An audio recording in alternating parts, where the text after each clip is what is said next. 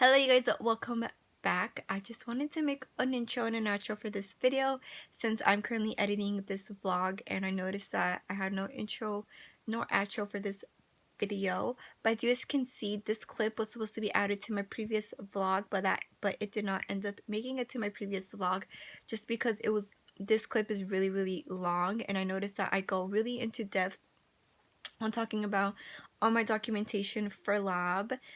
So you know why I decided to make this video separate. I know it's not really, me vlogging my day and stuff like that, but I really wanted to include this clip in one of my vlogs. So I'm hoping you guys really do enjoy today's video, and of course do not forget to like this video, subscribe to my channel if you haven't, follow me on Instagram, and I'll see you guys in my next video. So I wanted to show you guys all my documentation that I take for lab. As you guys know, I am not currently in clinicals until the 3rd week, the end of May. I can't really say because I really do not know, but I know it's sometime in May when I start my 2nd semester of nursing school. So I just wanted to show you guys what I take to lab right now. As many of you guys might not know, I am taking health assessment right now. So this class is a lecture and a lab. So I have this class on Saturdays. So I wanted to show you guys that is every week. Every week is different, and we are getting close to our first skills check off, and I'm quite nervous for this skills check off, you guys. So this is a medical abbreviations thing that we got from one of our instructors, and basically medical basically abbreviations. So if you guys have taken medical terminology, then you guys do know what this is and stuff like that. But if you haven't, I would really recommend it. Just because you have to know so many abbreviations, and I'm guessing it makes your documentation so much more easier. So if you guys have not taken a medical terminology class, I would really recommend. I took this class years ago, so I have to brush up on it. I do have my medical terminology book still with me and stuff, but this is a cheat sheet that our lab instructor gave to us, which is a good thing, just because when I am doing paperwork to turn in for lab, I have this, and this comes in handy and stuff like that. So this is one of the things, and then this is the the objectives that one of our instructor gave us last class. So it's not really that much. Biggest mistake is that I do not take a notebook or whatever, but I'm gonna have to start doing that just because they go over stuff, and I'm just oh my god, I forgot to bring my notebook and stuff like that. So I just write it wherever, which is not a good thing, but also I have all my papers with me, if that makes sense. But I feel if you guys are gonna be starting nursing school, I would recommend you guys to get a notebook just for lab, just so you can document whatever they tell you. So this, as you guys can see here, this was a case scenario that they gave us. I think it was a 24-year-old that came in with I don't remember what this one was. Oh no, it's over here. That's a different one. Oh, this one was just an example and stuff like that they went over. Which I just remembered. I forgot to put that vaccinations on one of my things. Oh well. But we do S bars, which I'll go more into that. I think I still have the paper here. But as you guys can see, this is an example they went over regarding S bars. You guys do not know, you guys will be doing S bars once you start nursing school. You guys, I am still unfamiliar with S bars. I feel I'm not doing them correctly, even though my instructor told me that I did.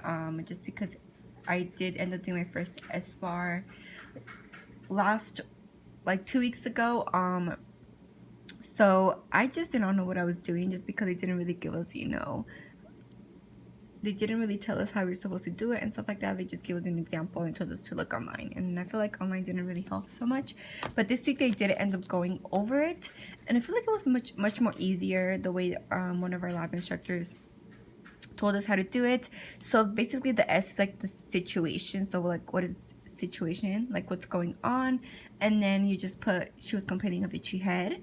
The background is what the B stands for. So what is the background information, what are her vital signs,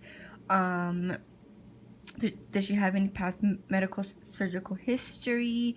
Does she have any allergies? Like, when was her last menstrual cycle? Stuff that you want to know before you start to assess, and basically before you start to assess and stuff like that. So as you guys can see here, for background, it was a 24-year-old. She had no past medical surgical history and no past drug allergies. That's one thing you do have to ask.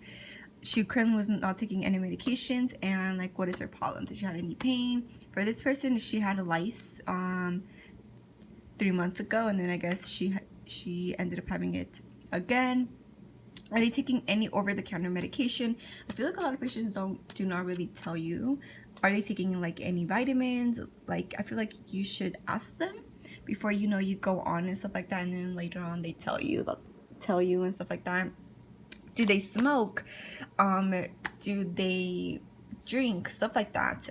That's basically what's going to be on your background. So like right now they're just giving us like simple scenarios and things that we have learned so far. I feel like later on it's probably going to get harder and stuff like that. So the A stands for assessment, and as you guys can see here, in your assessment you are going to be taking your vital signs. So as you guys can see here, she was alert and oriented.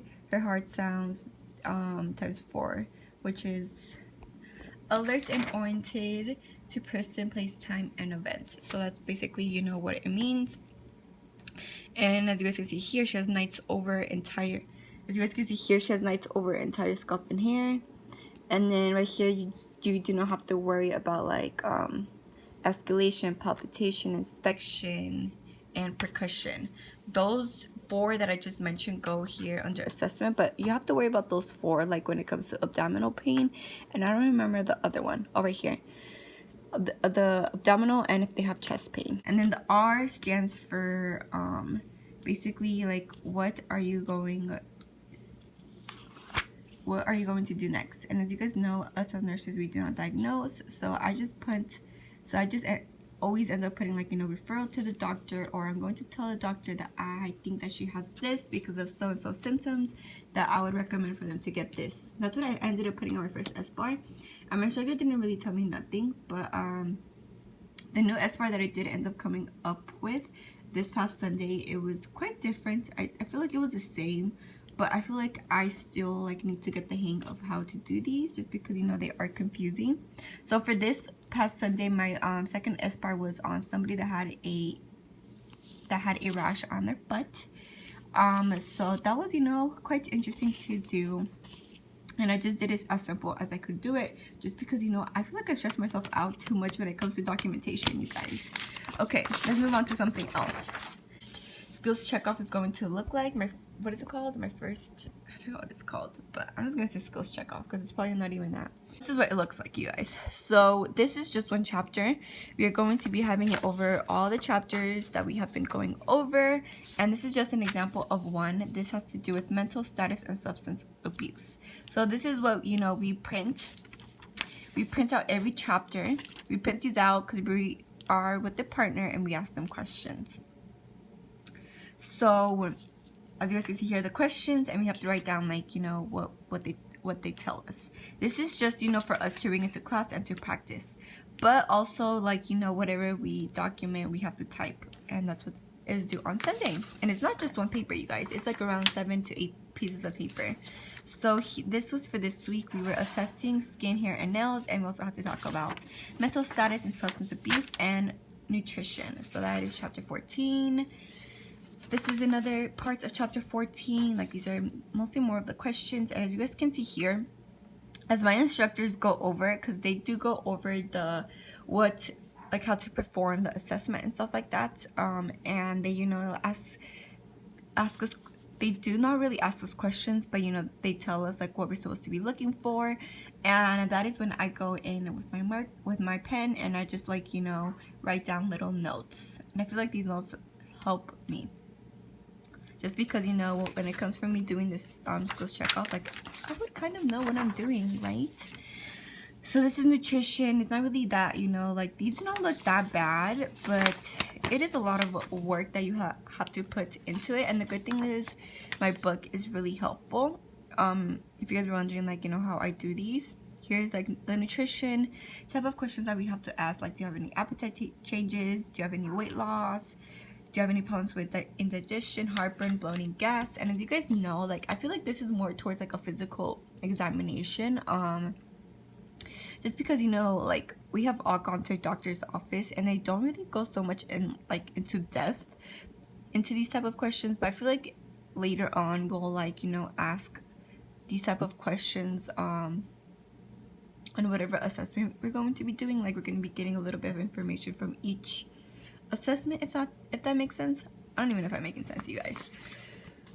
But here's the other one. This week we did end up going over 3 chapters, and each chapter had 2 documents that we had to fill out. We did not have time to, you know, to go over all of these, so I didn't end up making up these scenarios. Like, it doesn't really matter for, like, you know, the instructor. And then here they did end up giving us our physical assessment skills performance evaluation 1. So this is going to be at the end of February. You can see here we have 20 minutes to do this. So basically we have 20 minutes to do all of this on our patient. We do not know if we're going to be with our same partner or we're going to have different partners.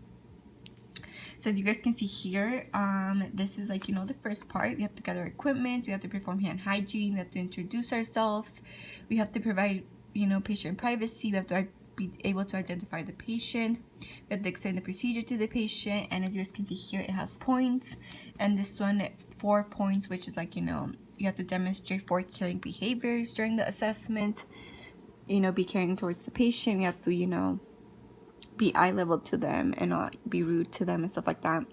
This one is a general status and pain assessment. We have to, you know, tell them, like, oh, why did you come in here for today? You have to be, you know, tell them, like, you know, what is their age. You have to be able to identify their gender, like, you know, see, like, if they're conscious or not conscious, see the facial expressions, their speech, like, you know, ask them if they're up to date on their vaccinations, on their diet. Then we have to be able to, you know, inspect their hair, skin, hair, and nails, and, you know, be able to do them. And, like, it tells us, like, what we have to basically, you know, do. And I feel like if we practice with someone else, like, we will be able to get all of this down. We have not gone over these 2, but I'm guessing we're going to be going over them this Saturday. So as you guys can see here, it's basically worth out of 37.5 points. And then if we do not meet this, then we're basically, I guess we have another chance to do it. And then if we don't pass the second time, we fail the course. So yeah, if you guys were wondering how nursing school is, this is how it is. So you have 20 minutes to do this. And then we have 20 minutes to document. On a blank piece of paper, we have to document whatever we find from this person. And then we have to do an S-bar. So like I did mention you guys, the S-bar, basically we have to do the S-bar. We are not going to be writing it down. We have to tell it to our instructor. So, you know, it has to be brief and short. Not too many, you know, fluff information in that. I'm talking so much, you guys. I'm trying to be showing you guys some stuff. So this is, like, you know, a little documentation that our instructor gave us. So, you know, I'll probably be using this. I really do not know. I'll probably just make copies and stuff like that. Because, you know, it has, like, a little S-bar situation thing. We have any lab values, like any notes, like, you know, the assessment, which we're going to be doing, like interventions, evaluations, like we can jot down our vital signs and stuff like that. So that is everything that is going on with lab, for any of you guys that were wondering, because I don't really talk so much about lab because I just do not know, you guys. Like, I have not filmed on, like, I forgot to film on Fridays and Saturdays just because this class is just a lot of information to take in.